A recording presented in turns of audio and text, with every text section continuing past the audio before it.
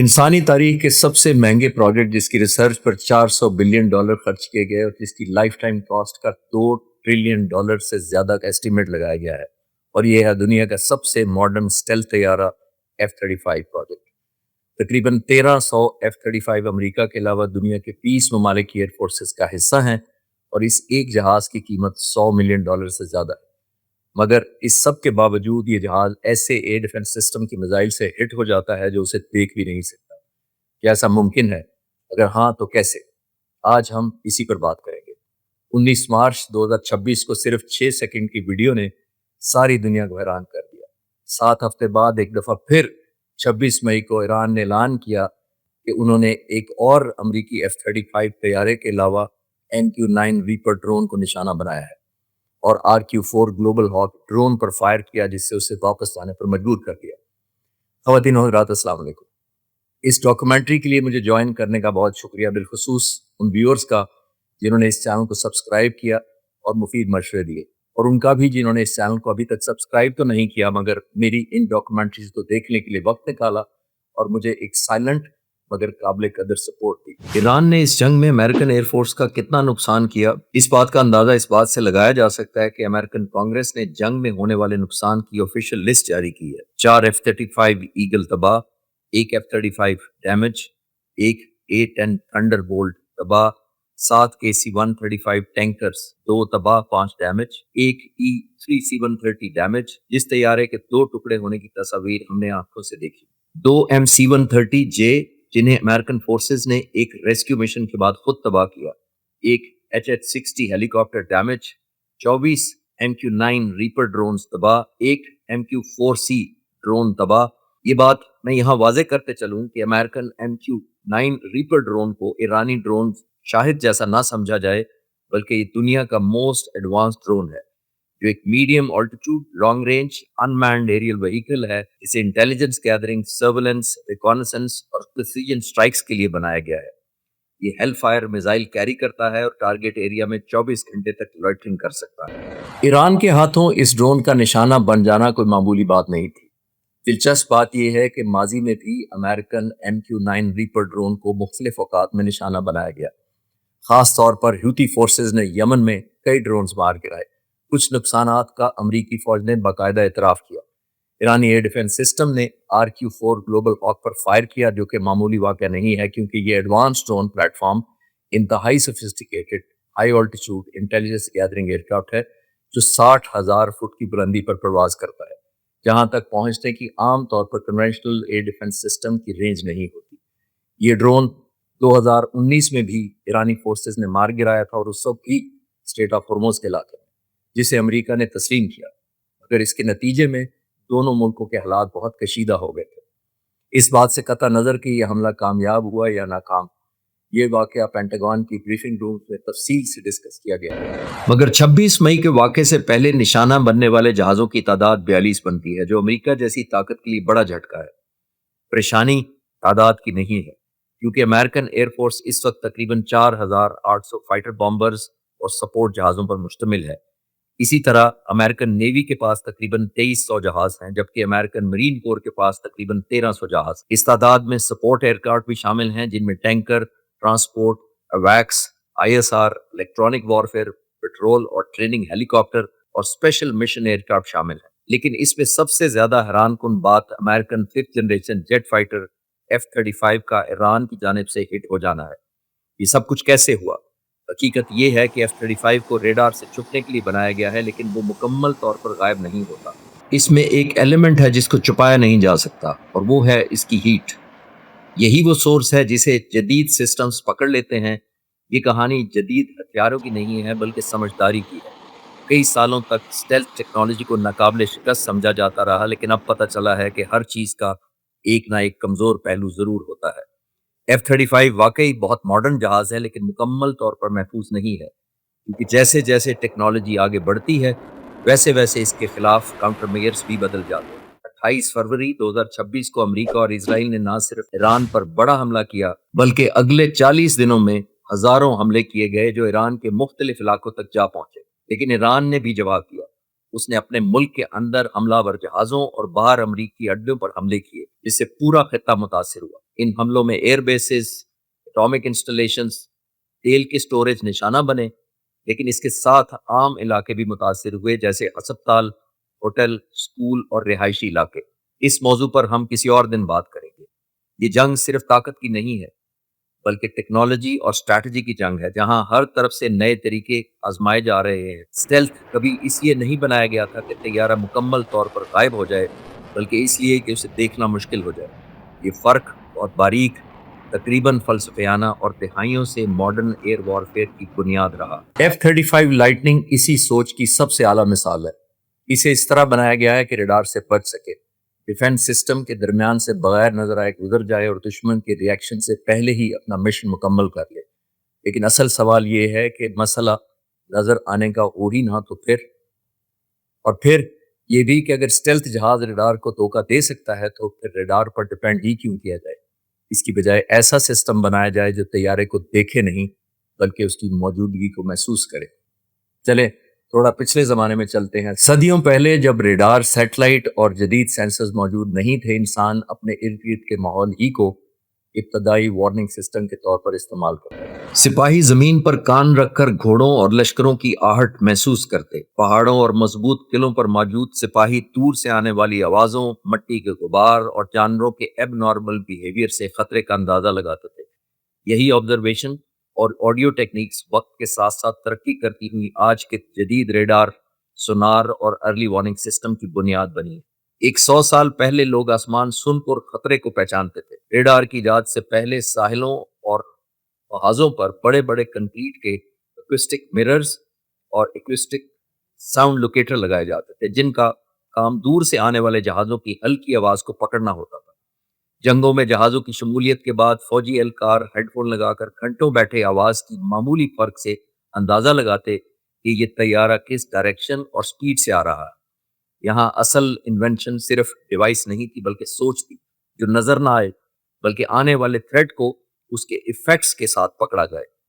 آج کے دور میں یہ کام انسان کے کان نہیں بلکہ خاموش سینسرز، انفراریڈ کیمرے اور پیچیدہ الگوریدمز کرتے ہیں۔ اب یہ سسٹم جو خود بھی تقریباً انوینسیبل ہوتے ہیں، زیادہ تیز اور انتہائی ایکوریٹ ہوتے ہیں، لیکن اصول وہی ہے: انوائرمنٹ کو سٹڈی کرو، اس کے اشارے سمجھو اور چھپے ہوئے آبجیکٹ کو ایکسپوز کرو۔ جنگ میں سروائیول اس سسٹم کا ہوتا ہے جو نظر نہ آئے، جو خاموشی سے دیکھے اور ایک بیک گراؤنڈ کا حصہ بن جائے۔ یہاں میں آپ کو ایک مثال دیتا ہوں۔ ایک شوٹر یا سنائپر حملہ کرنے سے پہلے چھپ کر اپنے ٹارگٹ کا انتظار کرتا ہے، لیکن جیسے ہی وہ فائر کرتا ہے خاموشی ٹوٹ جاتی ہے۔ گولی کے ساتھ صرف ایک پروجیکٹائل نہیں نکلتا بلکہ ایک زوردار دھماکہ اور آواز پیدا ہوتی ہے۔ گولی آواز سے تیز نکل جاتی ہے، لیکن اس کے پیچھے شاک اور ساؤنڈ ویوز انوائرمنٹ میں پھیل جاتے ہیں۔ یہ آواز مختلف جگہوں پر مختلف ٹائم پر پہنچتی ہے۔ انہی معمولی ڈیفرنسز سے سسٹم اندازہ لگاتے ہیں کہ فائر کہاں سے ہوا۔ اس عمل کو ٹرائنگولیشن کہا جاتا ہے، یعنی آواز کو جیومیٹری میں بدل کر جگہ، ڈائریکشن اور ڈسٹنس کا تعین کرنا۔ سنائپر نظر سے تو چھپ سکتا ہے، لیکن وہ ان ایفیکٹ سے نہیں بچ سکتا جو اس نے خود پیدا کیے۔ لیکن یاد رکھیں، یہ اصول نیا نہیں ہے۔ نیٹو کی طرف سے یوگوسلاویہ پر بمباری کے دوران ایک F-117 اسٹیلتھ طیارہ مار گرایا گیا تھا۔ اس لیے نہیں کہ اسے واضح طور پر ڈیٹیکٹ کر لیا گیا تھا، بلکہ اس لیے کہ اس کے فلائٹ سٹائل کو سمجھ لیا گیا تھا۔ ایئر ڈیفنس سسٹم نے پرانے ریڈار کو مختلف طریقے سے استعمال کیا اور ہیومن ایسٹیمیٹس کے ساتھ ملا کر اسے ڈیٹیکٹ کیا۔ اسی طرح بوسنین جنگ کے دوران بھی ایک F-16 کو گراؤنڈ فائر سے نشانہ بنایا گیا تھا، جس سے یہ حقیقت سامنے آئی کہ اسٹیلتھ کا مطلب ناقابل شکست ہونا نہیں ہے۔ روایتی ایئر ڈیفنس سسٹم ایک لائٹ ہاؤس کی طرح کام کرتا ہے۔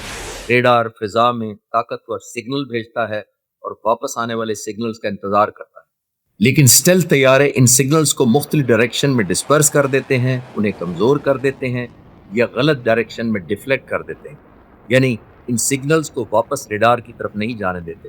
مگر اس ٹیکنیک کو کاؤنٹر کرنے کے لیے ماڈرن جنگوں میں کچھ ملکوں نے ان جہازوں کی ڈیٹیکشن کا طریقہ ہی بدل دیا ہے۔ وہ شور نہیں مچاتے بلکہ سنتے ہیں۔ پیسیو ریڈار سسٹم ماحول میں پہلے سے موجود ٹی وی، ریڈیو اور کمیونیکیشن سگنل استعمال کرتے ہیں۔ جب کوئی طیارہ ان سگنل سے گزرتا ہے تو ان میں معمولی سی ڈسرپشن پیدا ہوتی ہے۔ اس ڈسرپشن کو معیر کیا جاتا ہے اور آنے والے جہاز کی پوزیشن کا حساب لگایا جاتا ہے۔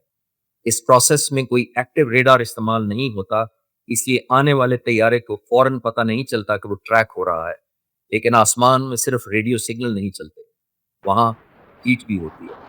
तैयारा अपने इंजन से सुपर हीटेड गैसेस खारिज करता है और इसकी तेज रफ्तारी से हवा में फ्रिक्शन के नतीजे में हीट पैदा होती है। उसको इंफ्रारेड सर्च एंड डिटेक्शन यानी IRST सिस्टम्स पकड़ते हैं। ये रडार नहीं होते, ये हीट डिटेक्ट करते हैं। साफ मौसम में ये सिस्टम बहुत दूर से तैयारे की हीट को डिटेक्ट कर सकते हैं। पायलट को कोई वार्निंग भी नहीं मिलती, बस एक खामोश नजर उसे देख रही होती है। असल कमाल किसी एक सिस्टम का नहीं है, बल्कि इन सब को मिलाने में है। एक सिस्टम रेडियो डिस्ट्रप्शन सुनता है, दूसरा हीट को डिटेक्ट करता है, तीसरा इलेक्ट्रॉनिक सिग्नल को पकड़ता है। अकेला हर सिस्टम एक एरिया पर फोकस करता है, लेकिन सब मिलकर एक मुकम्मल पिक्चर बना देते हैं। इसके अलावा सैटेलाइट नेटवर्क्स भी इस निज़ाम में हिस्सेदार होते हैं, जैसे बीडू नेविगेशन सैटेलाइट सिस्टम। ये ना सिर्फ नेविगेशन का हिसाब लगाते हैं, बल्कि मूवमेंट, टाइम और पैटर्न्स का अंदाजा भी लगाते हैं। इस तरह किसी तैयारे के बैटल फील्ड में पहुंचने से पहले ही उसकी मौजूदगी का अंदाजा लगा लिया जाता है। ऐसी सूरत हाल में डिफेंस रिएक्शन से ज्यादा एडवांस एस्टिमेट पर किया जाता है। यानी अब सवाल ये नहीं कि दुश्मन आया या नहीं, बल्कि ये है कि वो कब और कहां आएगा। जब एक टारगेट की सही अंदाजे से निशानदेही हो जाए तो फिर इंटरसेप्शन का अगला लेवल शुरू होता है। Layered system long range system जैसे रेवर 373 दूर से ही खतरे को रोकते हैं। मीडियम रेंज सिस्टम्स गैप को कम करते हैं और मुख्तलिफ एयर डिफेंस सिस्टम एक लेयर बना देते हैं। हर लेयर अगली लेयर के साथ जुड़ी होती है और हमलावर तैयारे के लिए जगह आहिस्ता आहिस्ता कम होती जाती है। फरार का रास्ता फौरन खत्म नहीं होता, बल्कि आहिस्ता आहिस्ता सिकुड़ता जाता है, यहाँ तक कि बचने के इम्कानात खत्म हो जाते हैं। ईरान ने अमरीकी F-35 स्टेल्थ फाइटर को कैसे निशाना बनाया, ये सबसे अहम सवाल है। जदीद जंग में बुनियादी तौर पर दो किस्म के एंटी एयरक्राफ्ट मिसाइल होते हैं, रेडार गाइडेड और हीट सीकिंग। F-35 को इस तरह डिजाइन किया गया है कि वो लॉन्ग रेंज रेडार को नजर ना आ सके, लेकिन उसे मुकम्मल तौर पर हीट सीकिंग मिसाइल से छुपाने के लिए नहीं बनाया गया। तो सवाल ये है कि ईरान का मिसाइल अमरीकी F-35 की स्टेल्थ टेक्नोलॉजी को कैसे बाईपास कर गया। इसका राज इसकी एक बड़ी कमजोरी में है, यानी इसका हीट सिग्नेचर। इसका एयर फ्रेम और रेडार दुश्मन के रेडार की तरफ से इलेक्ट्रॉनिक वेव्स को जज करने वाले मटेरियल से बना है, जो रेडार डिटेक्शन को इंतहाई मुश्किल बना देता है, जिसकी वजह से ये आम रेडार्स पर तकरीबन नजर नहीं आता। F-35 जहाज में Pratt and Whitney F-135 engine installed है, जो दुनिया के सबसे ताकतवर लड़ाका इंजन में से एक है। F-35 को खास तौर पर इस तरह बनाया गया है कि ये रेडियो फ्रीक्वेंसी रेडार जैसे S-400 और S-300 मिसाइल सिस्टम को धोखा दे सकते हैं। लेकिन स्टेल्थ का मतलब ये नहीं कि मुकम्मल तौर पर गायब हो जाता है। उसका इंजन बहुत ज्यादा हीट पैदा करता है। मॉडर्न डिफेंस सिस्टम्स अब रेडार की बजाय infrared search and track systems इस्तेमाल करते हैं। ये सिस्टम ऐसे हीट सिग्नेचर तलाश करते हैं जो फिजा में अनयूजुअल हो। क्योंकि ये सिस्टम खुद कोई सिग्नल नहीं देते, इसलिए F-35 के पायलट को रेडार लॉकिंग की तरह फौरी वार्निंग नहीं मिलती। लेकिन जब ये मिसाइल लॉक करता है तो सूरत हाल बदल जाती है और ये एक स्पीड वर्सेस एस्केप की रेस शुरू हो जाती है। जब इंफ्रारेड मिसाइल F-35 के इंजन की शदीद हीट को डिटेक्ट कर लेता है तो उसके सेंसर्स उसे लॉक कर लेते हैं। F-35 में एक जदीद सिस्टम होता है जिसे डिस्ट्रीब्यूटेड अपर्चर सिस्टम कहा जाता है। इसमें 6 इंफ्रारेड कैमरे लगे होते हैं जो 360 डिग्री एंगल पर सर्वेलेंस मुहैया करते हैं। ये सिस्टम आने वाले मिसाइल की हीट को फौरन पकड़ लेता है और पायलट को अलर्ट कर देता है। पायलट फिर हाई जी फोर्स एस्केप मनूवर करता है और साथ ही फ्लेयर्स भी छोड़ता है ताकि मिसाइल को धोखा दिया जा सके। बाज़ औक़ात मिसाइल फ्लेयर्स के पीछे चला जाता है। इसमें वॉरहेड के साथ लेजर प्रॉक्सिमिटी फ्यूज इंस्टॉल्ड होता है। मिसाइल में लगा हुआ प्रॉक्सिमिटी फ्यूज उस वक्त एक्टिव होकर मिसाइल फट जाता है जब उसे ये सेंस हो कि वो डायरेक्ट टारगेट से नहीं टकरा सकता, जिससे जहाज को कुछ ना कुछ नुकसान जरूर होता है। इससे पैदा होने वाले टुकड़े और शॉक इफेक्ट तैयारे को नुकसान पहुंचा सकते हैं। यही वजह है कि बाज़ रिपोर्ट्स के मुताबिक F-35 को नुकसान तो पहुंचा, लेकिन वो तबाह नहीं हुआ और हंगामी लैंडिंग कर ली। अब सवाल ये है कि फ्लेयर्स क्या होते हैं। फ्लेयर्स ऐसे जलने वाले फायरबॉल होते हैं जो मैग्नीशियम और दूसरे मेटालिक मटेरियल से बने होते हैं और उनकी हीट इंजन से भी ज्यादा होती है। उसका मकसद ये होता है कि मिसाइल के इंफ्रारेड सेंसर को उलझा दिया जाए ताकि वो असल टारगेट की बजाय آلٹرनेٹ ہیٹ سگنیچر کے پیچھے چلا جائے اور اس میزائل میں وار ہیڈ ایکسپلوسو اور بلاسٹ فریگمنٹیشن طرز کا استعمال کیا جاتا ہے۔ اب آپ کے ذہن میں آ رہا ہوگا کہ ایران کے پاس آخر کون سی ٹیکنالوجی ہے جس نے دنیا کو حیران کر کے رکھ دیا۔ ایران کی جانب سے F-35 کو ہٹ کرنے کے لیے ایک short range air defence system کا استعمال کیا گیا جس کو ماجد کا نام دیا گیا۔ یہ AD-08 ہے۔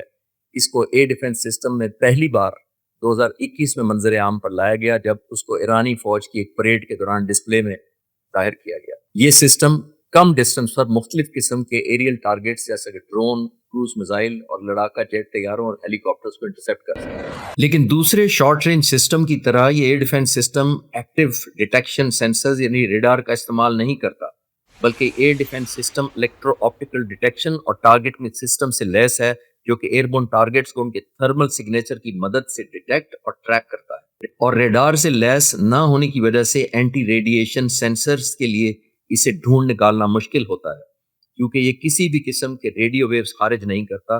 اس کے علاوہ یہ سسٹم 4 سرفیس ٹو ایئر میزائلوں سے لیس ہے جو 20 میٹر سے لے کر 6 کلومیٹر تک کی بلندی اور 700 میٹر سے لے کر 8 کلومیٹر کی رینج تک ٹارگیٹس کو انٹرسیپٹ کر سکتے ہیں، اور اس میزائل کی رفتار ماک 2 تک ہے، اور یہ میزائل امیجنگ انفرارڈ سیکر سے لیس ہوتا ہے۔ اسی کے ساتھ ساتھ ایران کے ایئر ڈیفنس کے بارے میں حالیہ دنوں میں ایک نیا نام تیزی سے توجہ حاصل کر رہا ہے، آرش کمان گیر، یعنی رپورٹس میں اسے مختصراً آرش کہا گیا ہے۔ یہ نام ایرانی واریر کے نام پر رکھا گیا ہے۔ ایران کے مطابق اس نئے ایئر ڈیفنس سسٹم کو اسٹریٹ آف ہارموز کے قریب ایک دشمن کے F-35 اور جاسوس ڈرون کے خلاف استعمال کیا گیا۔ اس سسٹم نے خطے میں ایک نئی بحث چھیڑ دی ہے۔ سوال یہ ہے کہ آرش کمان گیر حقیقت میں ہے کیا؟ آرش کمان گیر روس کے مشہور S-400 جیسے کسی مکمل نئے اور لانگ رینج میزائل سسٹم کا متبادل نہیں، بلکہ ایران کی اس اسٹریٹجی کا حصہ ہے جس کا مقصد ہے ایک ایسا فضائی نظام نیٹ ورک ڈیولپ کرنا جو موبائل یونٹ کے علاوہ لو کاسٹ اور ڈسٹریبیوٹڈ سینسرز اور ریڈار پر مشتمل ہو۔ اس اسٹریٹجی کا ایک اہم فائدہ یہ ہے کہ اس سے بڑے اور پرماننٹ لوکیشن کے ریڈار اسٹیشنز پر ڈپینڈنسی کم کی جائے، کیونکہ ایسے اسٹیشن دشمن آسانی سے لوکیٹ اور ڈسٹروائے کر سکتا ہے۔ لیکن آرش کمان گیر ایران کی مجموعی فضائی دفاعی نظام میں کہاں فٹ بیٹھتا ہے؟ آج ایران کے پاس مقامی سطح پر تیار کردہ کئی ایئر ڈیفنس سسٹم موجود ہیں۔ ان میں آرمان شامل ہے جو ایک لانگ رینج تک مار کرنے والا اینٹی بلسٹک فضائی نظام ہے اور بیک وقت مختلف ٹارگیٹس کا نشانہ بنانے کی صلاحیت رکھتا ہے۔ پھر سوم خرداد ہے جس نے 2019 میں امریکی RQ-4 گلوبل ہاک ڈرون کو مار گرانے کے بعد عالمی سطح پر شہرت حاصل کی۔ اس کے علاوہ بیور 373 جسے ایران کا اسٹریٹجک لیول کا اہم ایئر ڈیفنس سسٹم سمجھا جاتا ہے، جو روس کے S-300 کی سپلائی کے ڈیلے کی وجہ سے مقامی طور پر تیار کیا گیا، جبکہ ماجد اور آذرخش جیسے شارٹ رینج اور ایئر ڈیفنس سسٹم بنیادی طور پر ڈرونز، ہیلی کاپٹرز اور کم بلندی پر آنے والے خطرات سے نمٹنے کے لیے استعمال کی جاتے ہیں۔